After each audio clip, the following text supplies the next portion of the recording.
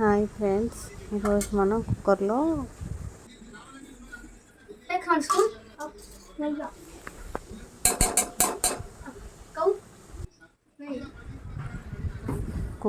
Oil వేసుకొని oil heat అయిన తర్వాత స్పూన్ నెయ్యి కూడా వేసుకోవాలి. మా ఇంట్లో అయితే కౌ నెయ్యి ఉంది, మేము అదే వేసుకున్నాము.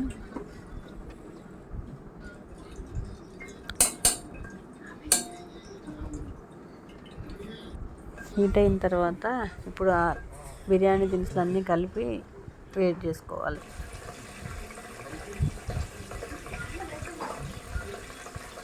అవి కొంచెం ఫ్రై అయిన తర్వాత పచ్చిమిరపకాయలు వేసి ఫ్యాట్గా కట్ చేసుకొని తర్వాత ఆనియన్స్ కూడా వేసుకొని ఫ్రై చేసుకోవాలి. ఒక 5 minutes ఫ్రై అయితే చాలు. తర్వాత అల్లం వెల్లుల్లి పేస్ట్ కూడా వేసుకోవాలి.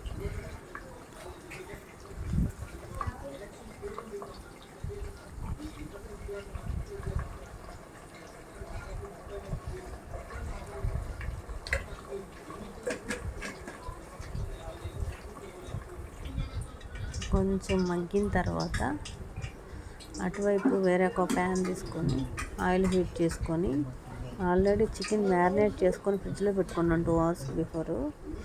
దానిలో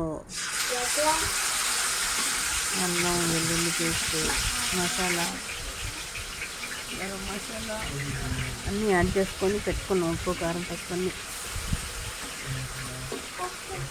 ఇప్పుడు ఆయిల్ హీట్ అయిన తర్వాత ఈ చికెన్ దాంట్లో వేసుకొని ఫ్రై చేసుకుందాము. ఈ కుక్కర్ బిర్యానీ బ్యాచిలర్స్కి అయితే సెట్ అయింది, ఫ్యామిలీస్కి మామూలుగానే చేసుకుంటారు. ఇప్పుడు పుదీనా ఆకులు వేసుకొని కట్ చేసుకొని వేసుకుంటే మంచి ఫ్లేవర్ వచ్చింది రైస్కి. కర్రీలో కూడా కొంచెం పుదీనా ఆకులు వేసుకుంటే కర్రీ కూడా మంచి స్మెల్ వచ్చింది.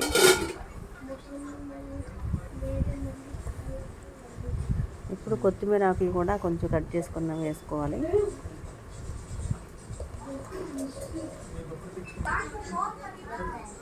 ఇప్పుడు ఒక 2 tablespoons సాల్ట్ యాడ్ చేసుకోవాలి.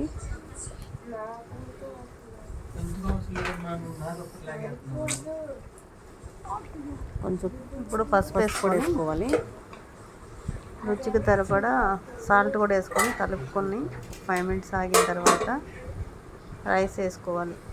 ఆల్రెడీ వాష్ చేసి హాఫ్ అన్ అవర్ సోక్ చేసుకున్న biryani rice, already half an hour before soak చేసుకున్న బిర్యానీ రైస్ దాంట్లో యాడ్ చేసుకోవాలి.